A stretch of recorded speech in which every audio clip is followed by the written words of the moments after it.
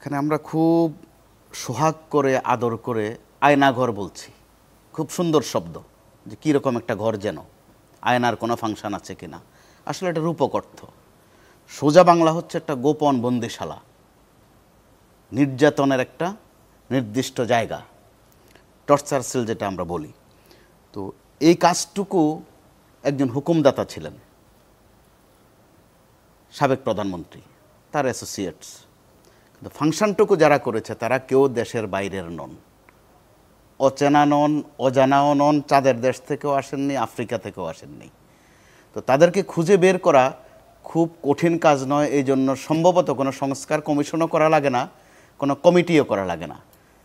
এটা সংশ্লিষ্ট যে কর্তৃপক্ষগুলো আছে তারা মিনিট কয়েকের মধ্যে বলে দিতে পারেন। কিন্তু আমরা খেয়াল করেছি একটা লুকোচুরি কিন্তু কাজ করেছে। তো এই লুকোচুরির মধ্যেও ভালো খবর হচ্ছে ডিজিএফআইয়ের দিক থেকে অথবা সেনাবাহিনীর পক্ষ থেকে যে প্রকাশ করেছে বা স্বীকার করেছে, এটাও কিন্তু কম বিষয় নয়। ইচ্ছে করলে কিন্তু অগ্রাহ্য করতে পারতো বা অস্বীকার করারও সুযোগ ছিল। এটা আমি মনে করব সংস্কারের আগেই একটা সংস্কারের নমুনা বলা যায়, যে স্বীকার করা। র্যাবের দিক থেকে ক্ষমাও চাওয়া হয়েছে, র্যাবের ডিজি মহোদয় ক্ষমা চেয়েছেন তার বাহিনীর পক্ষ থেকে, অর্থাৎ স্বীকার করেছেন। পুলিশের পক্ষ থেকে এর মধ্যে ক্ষমা চাওয়া হয়েছে। কিন্তু ট্রেজেডি যেটা, যিনি নির্দেশদাতা, যিনি হুকুমদাতা, ওই পক্ষ এখন পর্যন্ত কোনো দুঃখ প্রকাশ দূরে থাক অথবা এই প্রশ্নে একটু নীরব থাকা, তাও কিন্তু করেনি। তারা তো সরাসরি অস্বীকার করছে, অস্বীকার ছিলই না। আবার যখন ক্ষমতায় ছিল তখন তারা কিন্তু এ নিয়ে মস্করা করেছে, ইয়ার্কি করেছে। গুম বললে বলতো যে গুম বলতে কিছু নাই, ঘুম আছে। তো যাদেরকে পাওয়া যাচ্ছে না তাদেরকে কি বলা হবে?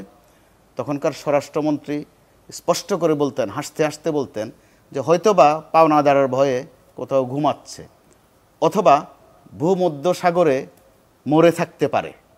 তাচ্ছিল্য কাকে বলে দেখেন। এরপরে যদি আপনি গণহত্যা প্রশ্নটা আনেন, গণহত্যার প্রশ্ন আসলে আমাদের চিকিৎসক মহোদয়গণও কিন্তু কম করেননি। আহতদের চিকিৎসা করার জন্য, অর্থাৎ জুলাই আগস্ট বিপ্লবের সময় চিকিৎসা করার দায়িত্ব কিন্তু ডাক্তারদের। আমরা দেখেছি আহতরা যখন হাসপাতাল গেছে, ডাক্তারদের বেশ কয়েকজন বিভিন্ন হাসপাতালে তারা পুলিশকে খবর দিয়ে ধরিয়ে দিয়েছে। অর্থাৎ অমানবিক কাজটুকু এই ডাক্তার সাহেবরা করতেও কম করেননি। অর্থাৎ এই বাজে কাজটুকু, এই নিন্দনীয় কাজটুকুতে গত সরকার তার জায়গা থেকে তার মতো করে সফলতার সাথেই করেছে, যেটা আজকে আমরা কিন্তু খুব স্পষ্ট দেখছি, যেটা সোশ্যাল মিডিয়াতে। যদিও বলি যে সেটার কোনো কর্তৃপক্ষ নাই, কোনো দায়িত্বশীল কেউ নাই, তারা বলার চেষ্টা করছেন যে আসলে গুম বলতে কিছু হয়নি। যে চেয়ারটা দেখানো হয়েছে, ইলেকট্রিক শর্ট দেওয়ার যে চেয়ারটা, বলা হচ্ছে যে ওটা ধোলাইখাল থেকে বানিয়ে আনা হয়েছে।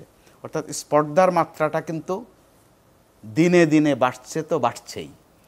আবার তাদের সমর্থক বলেন বা সহযোগী বলেন, তারা এই দেশ থেকে সবাই কিন্তু পালিয়ে যাননি, তারা কাজ করছেন এবং সেটা দৃশ্যমান, খুব গোপনে নয়, আমরা কিন্তু অনুভব করছি।